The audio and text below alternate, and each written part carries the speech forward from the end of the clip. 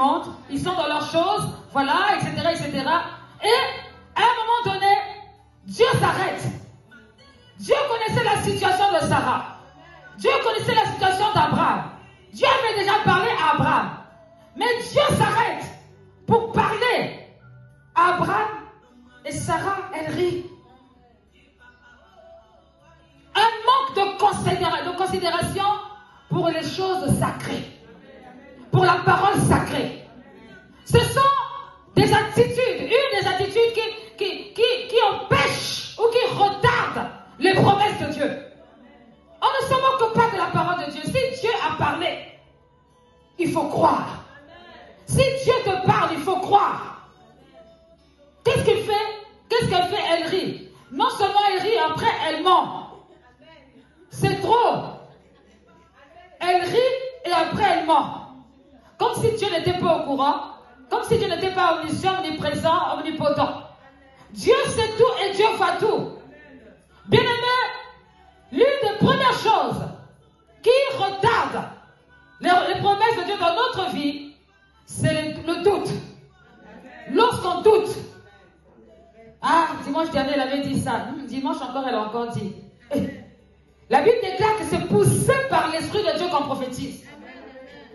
C'est poussé par l'Esprit de Dieu. Sinon, à quoi ça sert? Si on n'a rien à dire, on se tait. Je ne pense pas que cet homme qui était là, qui était venu visiter, Abraham n'était pas venu pour plaisanter, il avait envie de parler et puis il a parlé.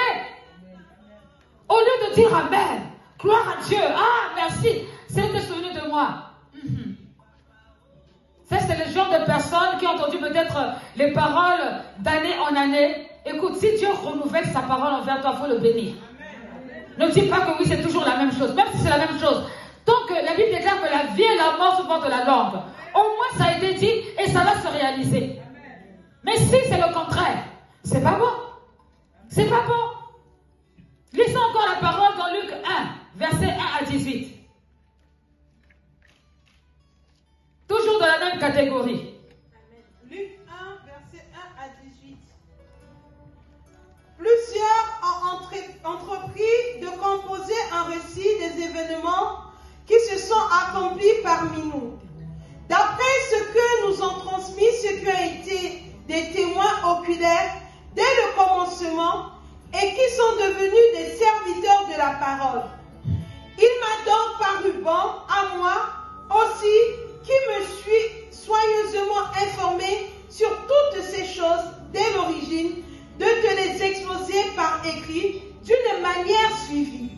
Excellent Théophile, afin que tu reconnaisses la certitude des enseignements que tu as reçus.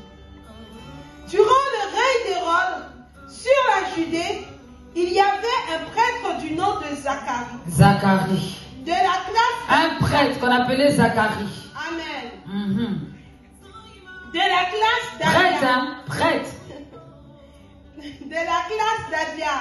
Sa femme était une descendante d'Aaron et s'appelait Élisabeth. Voilà. Tous deux étaient justes devant Dieu. Ils suivaient d'une manière irréprochable tous les commandements. Et pourtant, il y avait quand même quelque chose, un problème. Et toutes les lois du Seigneur.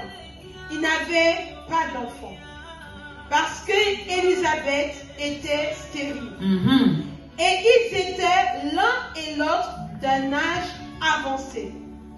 Or, pendant que Zacharie remplissait sa fonction de prêtre devant Dieu, toujours dans le service, c'était le tour de sa classe. Il fut désigné par le sort, d'après la règle en vigueur pour les prêtres, pour entrer dans le temple du Seigneur. Et il brûlait le parfum. Toute la multitude du peuple était dehors en prière à l'heure de l'offrande du parfum. Alors, un ange du Seigneur apparut à Zacharie. Donc attends d'abord, moi je ne comprends pas. Les gens vivent le surnaturel. Il y a des anges qui apparaissent ici. Il y a des hommes qui apparaissent là-bas. Mais ils ont quand même le temps d'avoir des doutes.